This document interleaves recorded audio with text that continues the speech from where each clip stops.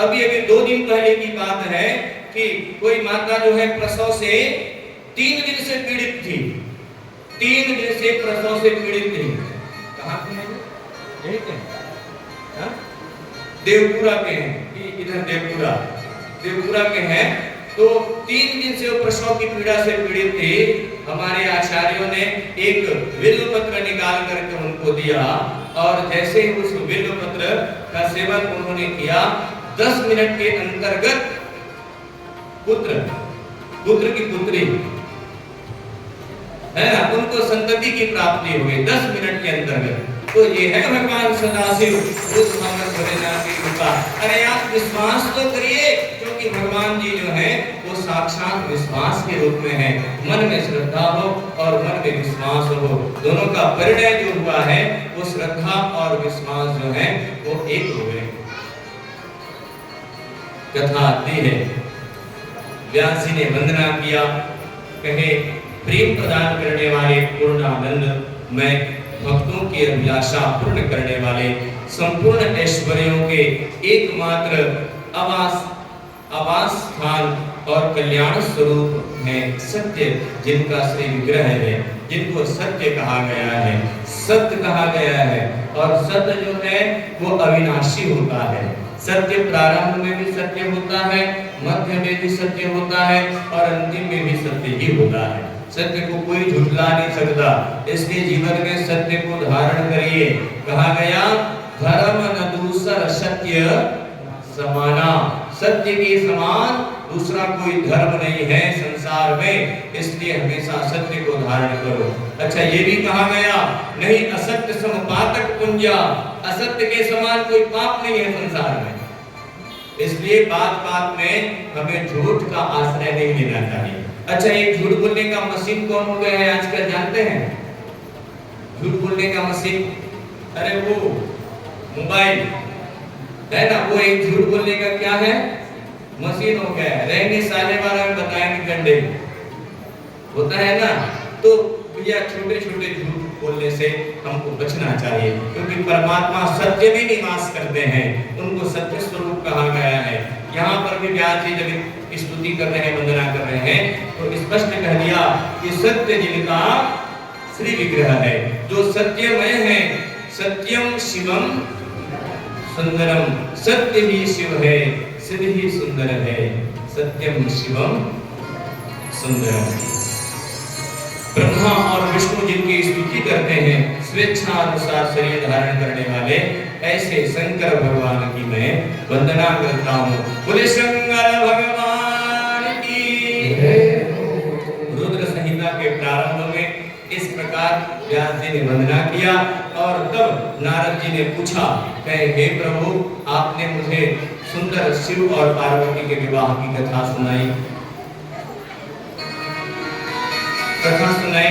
और उसके पश्चात आपसे निवेदन है कि तारकासुर का वध कैसे हुआ, तारकासुर का वध कैसे हुआ, मुझ पर कृपा करके यह सारा वृत्तांत आप बताइए, मैं पूर्ण रूप से इनको श्रवण करना चाहता हूँ। इसके उत्तर में ब्रह्मा जी ने कथा प्रसंग सुनाकर कुमार के गंगा से उत्पन्न होने, कार्तिकेय स्वामी के जन्म की कथा, कृतिका आदि 6 स्त्रियों के द्वारा इनके पाले जाने की कथा और उन 6 की संतुष्टि के लिए उनके 6 मुख धारण करने की कथा, जिनके कारण उनको षडमुख भी कहा जाता है। भगवान कार्तिकेय स्वामी, बोलो कार्तिकेय स्वामी की जय। और कृतिकाओं के द्वारा पाले जाने के कारण ही इनका नाम कार्तिकेय पड़ा। कृतिकाओं ने इनका पालन किया, तदंतर उनके शंकर गिरिजा की सेवा में उनको लाए जाने की कथा सुनाई व्यास जी ने कि कार्तिकेय जी को फिर शिव जी की सेवा में ला करके उपस्थित किया गया, शिव जी के पास लाया गया। भगवान शंकर ने कार्तिकेय स्वामी को गोद में बिठा करके उनके सिर पर हाथ फेरा है और गोद में बिठा करके खूब स्नेह किया है। हर्षपूर्वक मुस्कुराकर कुमार को परमोत्तम ऐश्वर्य प्रदान किया है और साथ ही चिरंजीवी बना दिया है। सुंदर लक्ष्मी ने दिव्य सभी देवताओं ने कुछ न कुछ कार्तिकेय स्वामी को भेंट किया है। लक्ष्मी ने दिव्य संपत्ति तथा एक विशाल एवं मनोहर हार अर्पित किया। सावित्री ने प्रसन्न होकर के सभी सिद्धियां प्रदान की है। मुनि श्रेष्ठ इस प्रकार का महोत्सव बनाया गया, कार्तिकेय स्वामी का जन्म महोत्सव। तत्पश्चात ब्रह्मा जी कहते हैं, मुने यह सुनकर सभी देवता पहुंच गए शिव जी के पास और शिव जी के पास जा करके निवेदन करने लगे, कहे हे शिव जी, ये कार्तिकेय स्वामी का जन्म जो है वो तारकासुर के वध के लिए हुआ है और तारकासुर जो है हमें बहुत सता रहा है, इसलिए आपसे निवेदन कि इस कार्तिकेय स्वामी को आप हमें प्रदान करिए। भगवान शिव जी ने विचार किया और विचार करके मन में तो दया उत्पन्न हुई, क्योंकि पुत्र है और पुत्र के प्रति तो स्नेह होता ही है। आप सब जानते हैं, आज जैसे भगवान शंकर से कार्तिकेय स्वामी जी को मांगा जा रहा है, उसी प्रकार एक समय ऐसा था कि विश्वामित्र ने राजा दशरथ से मांग लिया था राम जी और लक्ष्मण जी को। कहे ताड़िका हमारी सुबह हमको खूब सताते हैं महाराज, आप दे दो। उन्होंने स्पष्ट मना कर दिया था पहले तो, भैया तुम मांग किसको रहे हो, राम देत नहीं बनत गोसाई। चारों सुख प्राण की नहीं, पुत्र जो होता है वो प्राण का आधार होता है। सभी अपने पुत्र से प्रेम करते हैं ना, और पिता का प्रेम तो और क्या कहना भैया, पुत्र के प्रति है ना। पुत्र प्रेम से ही, पुत्र मोह से भी, वो भी राम जैसे पुत्र मोह के कारण दशरथ का प्राण राम राम कही और राम राम कही राम। तो पर भगवान उद्भावन भोलेनाथ जी जो हैं वो तो इस सृष्टि के रचयिता हैं, सृष्टि के सृजन करता है, इस सृष्टि के संहार कारक हैं, वो सर्वस्यामर्थ हैं। इसलिए उन्होंने तुरंत तारक का वध करने के लिए अपने पुत्र कुमार को देवताओं को सौंप दिया। कहे जाओ, ये तुम कुमार को ले जाओ और जा करके तारकासुर का वध, इनके द्वारा तारकासुर का वध हो और देवताओं का कल्याण हो। उसी क्षण शिव की आज्ञा मिल जाने पर ब्रह्मा विष्णु आदि सभी देवता एकत्र होकर गुरु को आगे करके तुरंत ही पर्वत में चल दिए और जा करके फिर महासंग्राम होने लगा।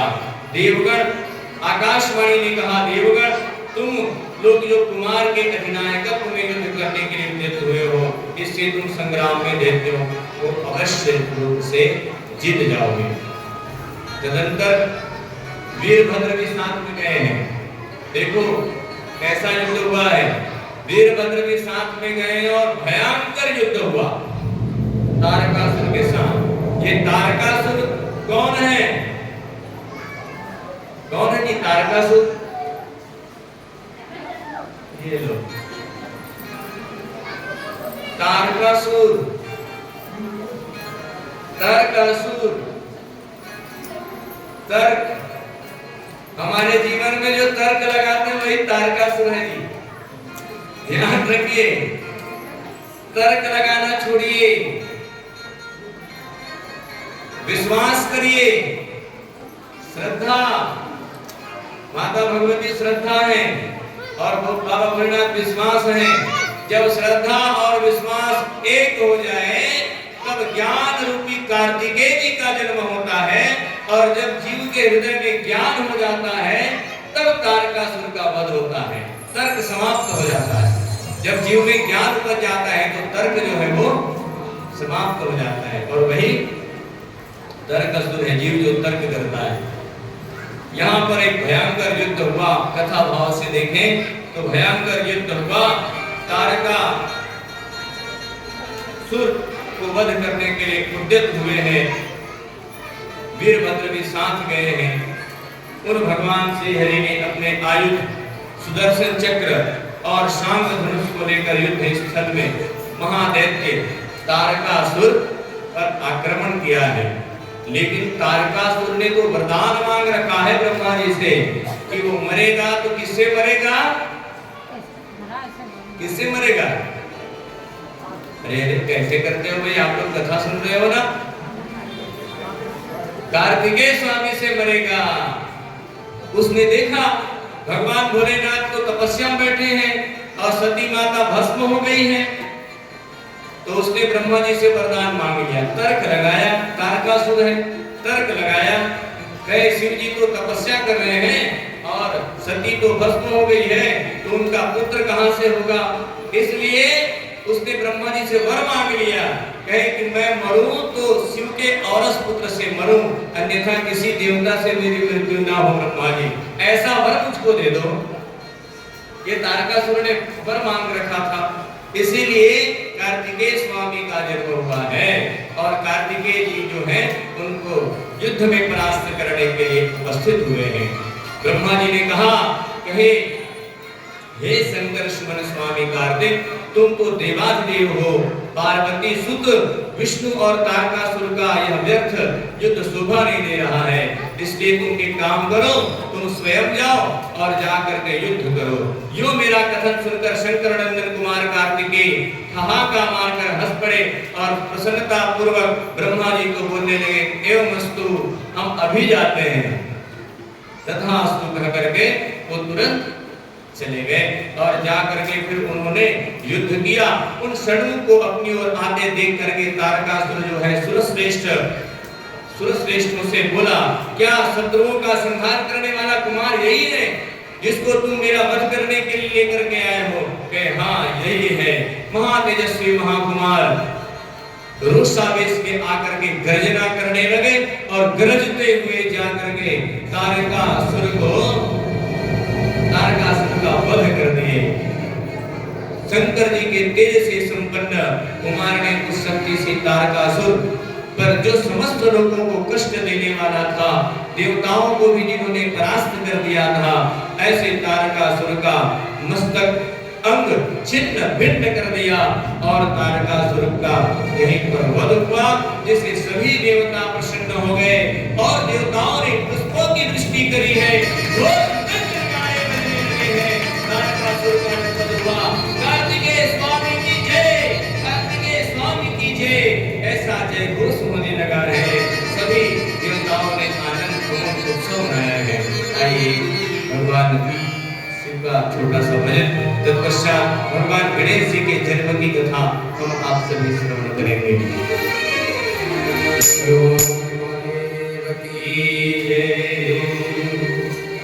मेरे सिर पर रख दो बाबा,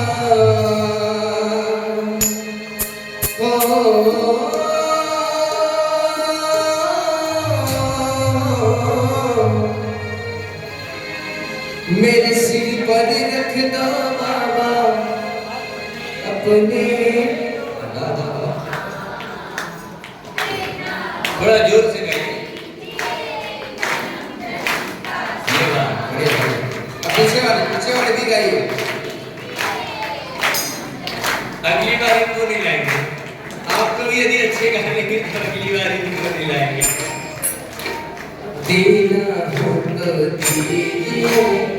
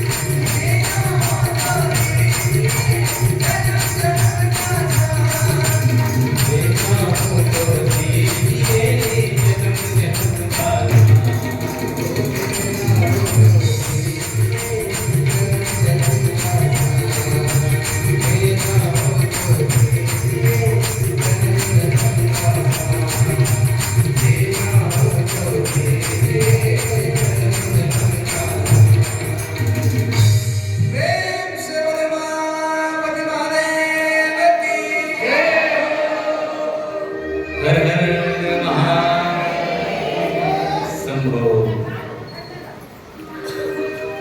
आइए पुनः कथा से जुड़ते हैं। श्री सूत जी कहते हैं, तारिकार्य कुमार के उत्तम अद्भुत वृत्तांत को मैंने आप सबसे कहा। अब नारद जी ने फिर ब्रह्मा जी से पूछा है, कहे कि ब्रह्मा जी, तारकासुर के वध की यह कथा मैंने श्रवण करी,